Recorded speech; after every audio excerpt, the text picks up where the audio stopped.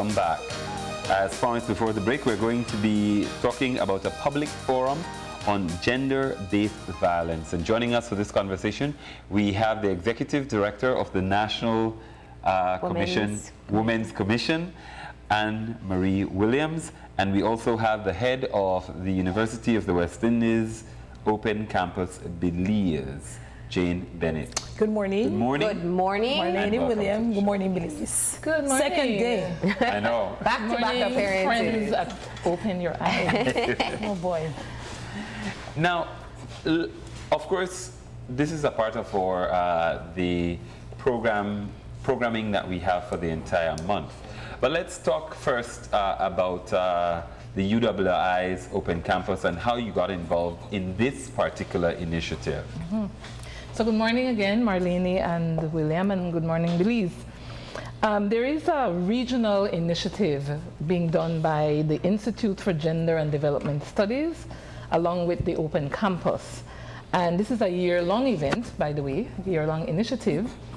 And the Open Campus sites, of which Belize is one, was asked to participate.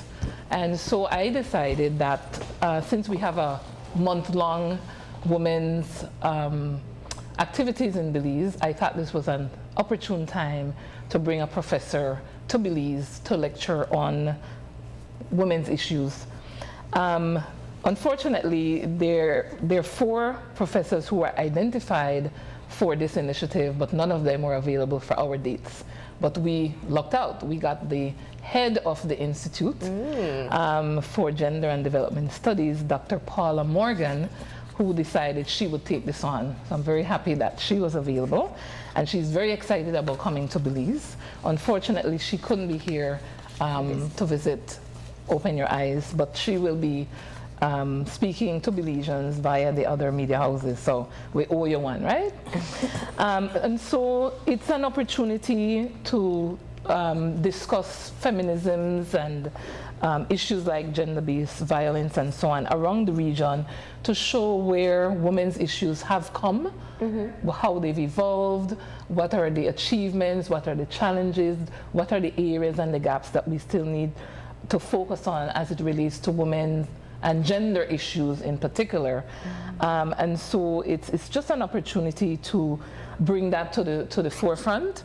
And I thought as well that while we're looking at the regional achievements, that we should locally look at what we have done. And so what I've asked is that we have 2 co-lecturers, and so we will be having Miss Anita Zetina, who will accompany Dr. Paula Morgan at the Bliss Institute on Monday evening.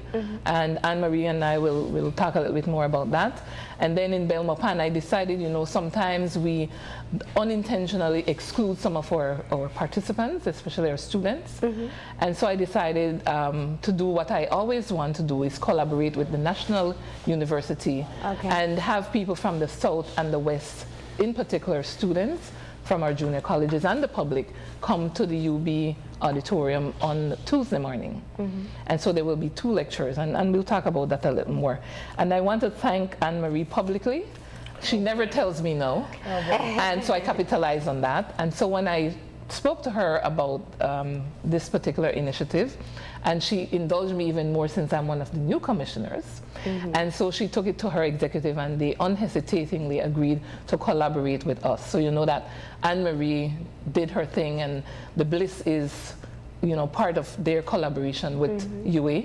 And then I want to thank publicly as well President Alan Slusher from UB. Again, unhesitatingly jumped on board, and he got a team of people to help us make the UB lecture happen. So, and I want to mention one other partner in this initiative, the Chamber of Commerce, with whom UWI has a long-standing MOU. They will do a business mixture, and Dr. Paula will do a presentation for the private sector. So she will be getting around making sure everybody gets a piece of her. Now, and this is something that the whole gender, first I want to start off not with gender-based violence, but looking at gender and the definition thereof, because we've had opportunities to look at this in a broader scope, and very often it's still synonymous for many people with women. And when you talk about gender issues, we're trying to broaden the definition of it to encapsulate everyone. So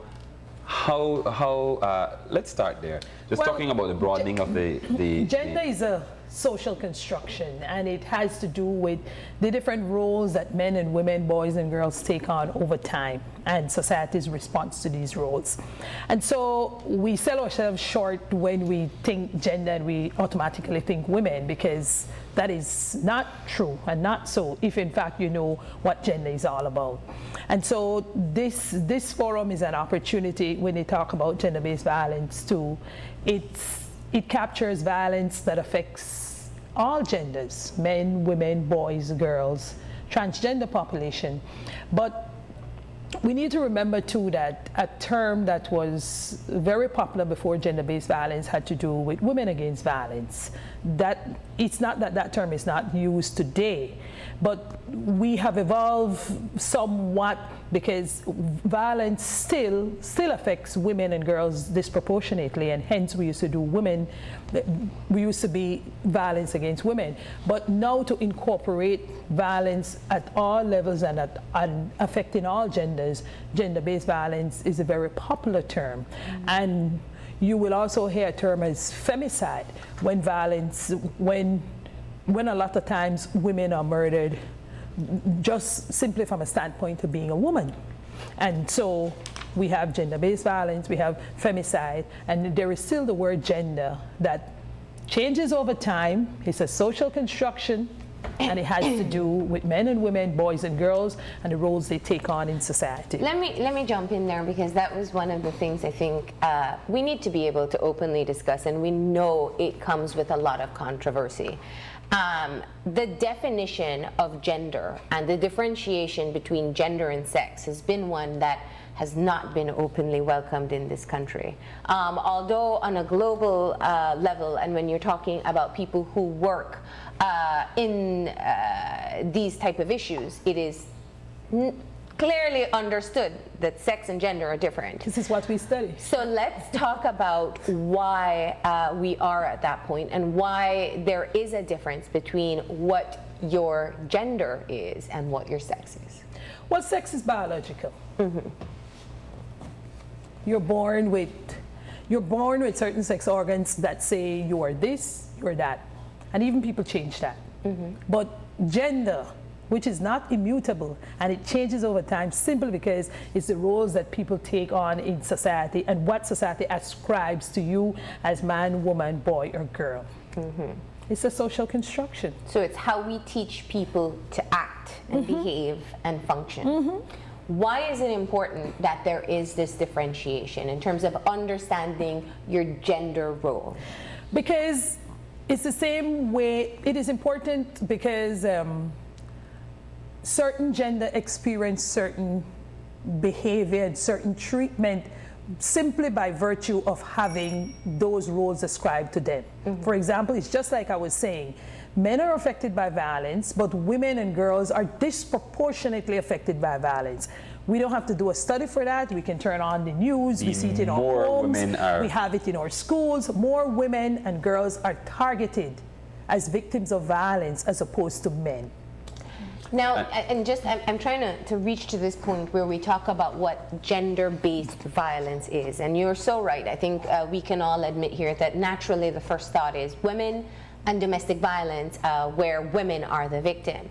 But that's not necessarily where the broader definition of gender-based violence lies. Let's talk about what it actually means. Well, it's violence that affects all the gender. Violence affecting men, violence affecting women, girls, boys, and even the transgender population.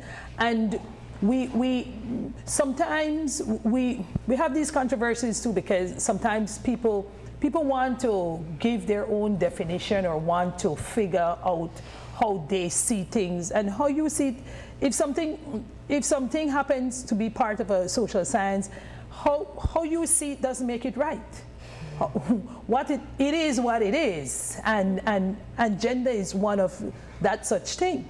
And it's also it shows the kinds of work we still have to do, because it's an education that that has become more complicated over time because it is hard to unteach wrong information, very hard. And so when people walk around and say, you know, the gender thing, they woman there, they talk anything, when they think, then doll and they woman there. And for somebody who don't know, somebody who is ignorant to the information, you just painted something in that person's head that, you know, gender means woman. And for that person who will not investigate or try to figure out or try to educate themselves and maybe already had a bias, it sticks. Now, I want to go back to something because Marlene was going down this road as well. On a lot of forms still in Belize, sex is what they ask. In other places, they've moved to gender. And you mentioned, for example, which might be a new term for some people, transgender, and how you define yourself or how within a social construct. And it's something that you apply to yourself as opposed to your sex. So is it, and I don't want to get into the moral aspects of it, but just looking at it, are there benefits to, for example, if you're going to go ahead and look at sex as opposed to gender, and what are some of the benefits or some of the challenges of dealing more with people from the gender construct? Well, this might sound pessimistic, but I would like to look at the challenges because while benefits might be easily recognized, I don't really think so because society has to evolve in order for people to see it beneficial to say that, well, I'm a transgendered male or I'm a this.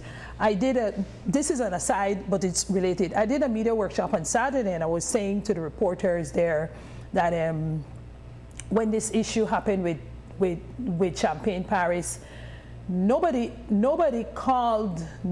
asked Champagne Paris what is her or his gender, and I'm using his or her now intentionally, because when it was reported, when the magistracy didn't know where to put Champagne Paris in the prison, when they wanted to incarcerate, put him or her under lockdown. And so I was saying to them that if you have a man who born as a man, and that man is transitioning and on the road to becoming a woman, like most famous person, Caitlyn Jenner, then Caitlyn has become a transgendered female.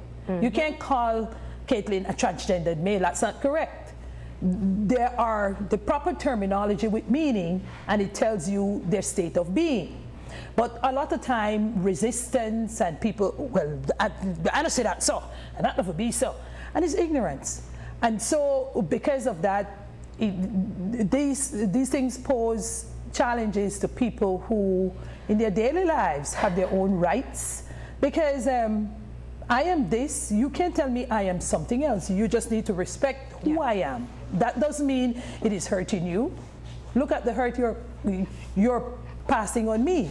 And so the challenges are huge, because look at the transgender population. A lot of them in Belize, they suffer violence. It's a growing population. They suffer violence at an alarming rate. Why? Because it's hard for them to report. People don't take them serious. The law enforcement people don't take them serious. A lot of people in the community don't take them serious. I went to a workshop and a guy told me, you know, and he's from Cayo. I come today and I dress this way, says I feel good here because all these people in the room here, they're part of my vulnerable population, because they come on the vulnerable population. And he said, when I take the bus, I have to dress like a man. I cannot wear anything I want because they beat me up, and this is it. The challenge is they suffer violence at a disproportionate rate. And that is also gender-based violence. And that's what I wanted to say. And that's why I started out saying the transgendered population, the lesbian, bisexual population, it's part of gender-based violence. A transgender, for example, bisexual is male, but would suffer violence because of the gender that he or she identifies with. Because society is saying, you should not be that way. You should be this way. So we will beat you. We will throw things at you, we'll call you names and everything because we say you're supposed to be that. Can I ask a quick question? Sorry, just to interject for a second, because you were talking about transgender males, but you also Males or have females? Wait, 1 second. But you also have transgender females males, sorry, Yeah, you're transgender mixing it up, male, yeah. who maybe is by sex female, but dresses and operates as a male. Our society is more relaxed when it comes to that. Yeah. It's the reverse. Or what has been your impression But they of how? too. I But was they going to say, I've met transgender males who identify with similar problems, Yes, like but they transgender too, women. they too suffer. They too suffer, and for God's sake, we're living in the 21st century, and it's just alarming to me because when we participate in those things or we're just as guilty if we stand aside and do nothing. Yeah. And when that happens, what does that say about our society? Well, where is our society going? I think that one statement really encompasses what you're talking about at your lecture series. The terminology, and that's one of the things I wanted to tie in. Social trauma.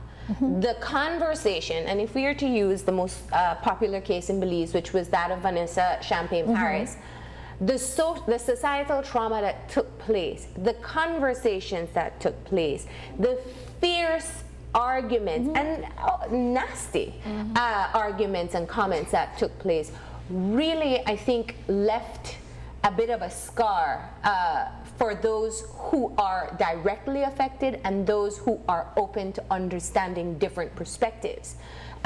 The media, for example, when we reported on the case and we referred to Vanessa as she, we were widely criticized and people were fiercely upset because we were calling somebody who they see the sex as male as she, but she's a transgender female and that's what she identified with.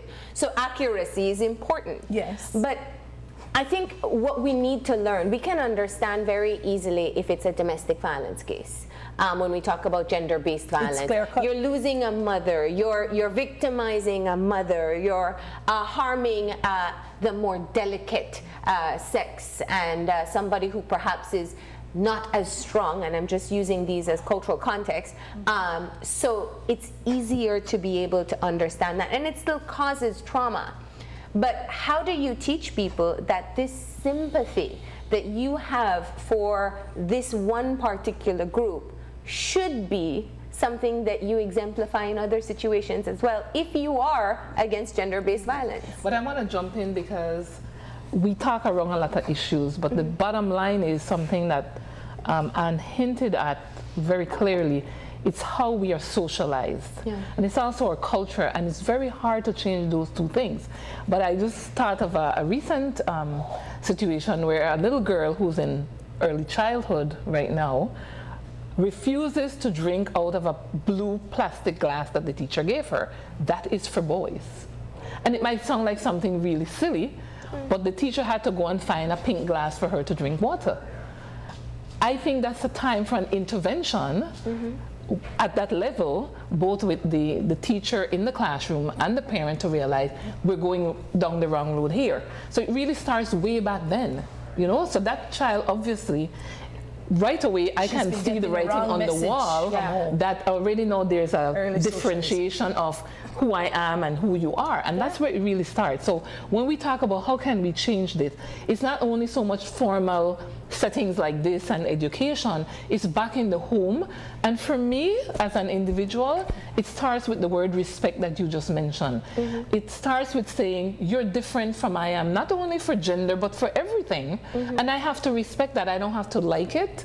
And another point Anne made, being who I am does not offend you unless you take on the offense. I am who I am, and you have to and should.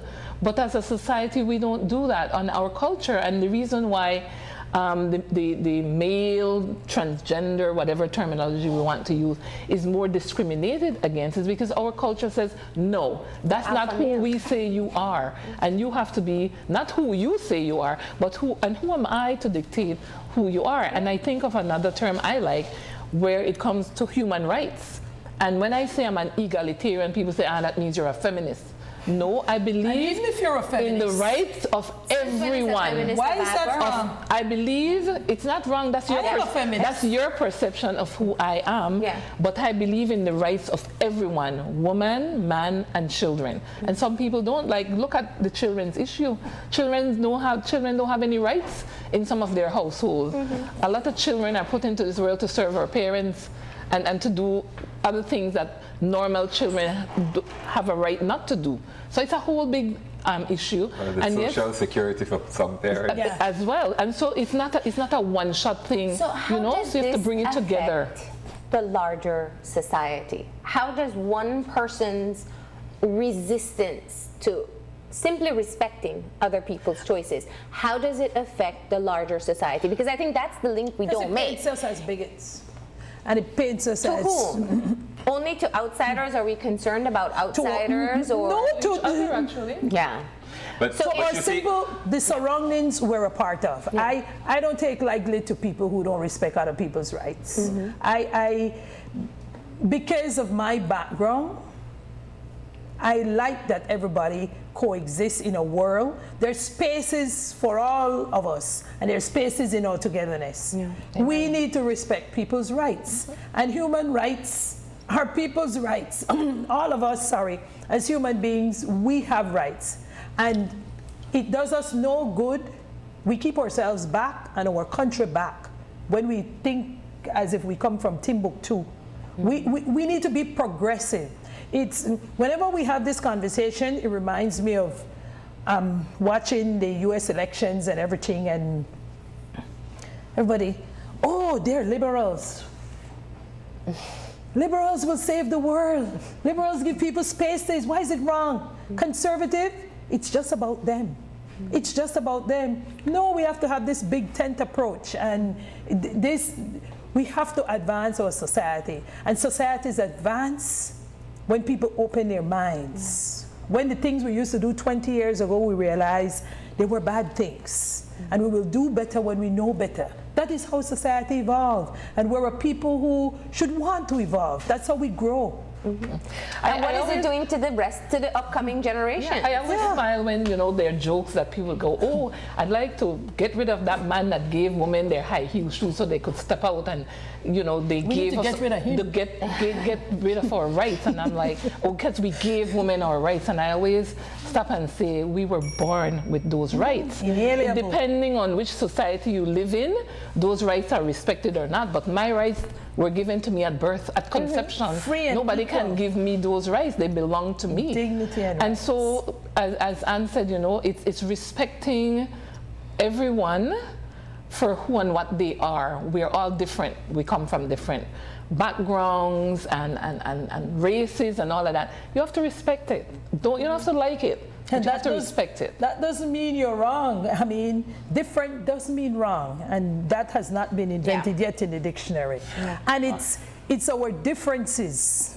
There is beauty in our diversity. And who knows that better than Belizeans? Exactly. Or they in terms of races, and ethnicities.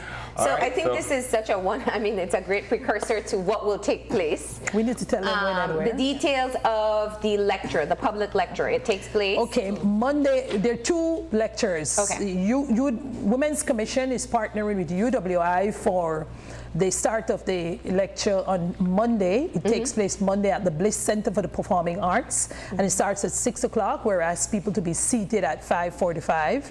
We are expecting a number of students along with members of the public. It's a public lecture, so it's free.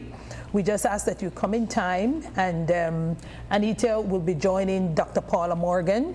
There will be a segment at the end for question and answers, and it is certainly an opportunity for people to come and learn a lot more and hear a lot more about gender-based violence. Yeah. And in that, and from that standpoint too, try to take away certain things that will enhance our society and help us to try to stamp out gender-based violence. And I want to say, if nothing else comes out of this lecture or the lectures, is to learn to respect and accept each other, not tolerate. I don't like the tolerance word at all.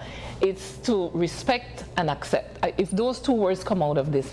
And I also want to then say that the lecture in Belmopan is also open to the public. Main target are students, but there's lots of space for the general public. Again, Dr. Paula Morgan will be the main lecturer, and she will be accompanied by Ms. Cynthia Ellis-Topsy, will be the co-lecturer at that presentation. And then there is the mixer for the chamber that's going to be on Tuesday evening as well. Okay. Right. Well, thank you very much for joining us this morning. Thank you. We're going to go ahead and take a break, and when we come back, it'll be for a wrap. Don't go anywhere. Open Your Eyes concludes after these messages.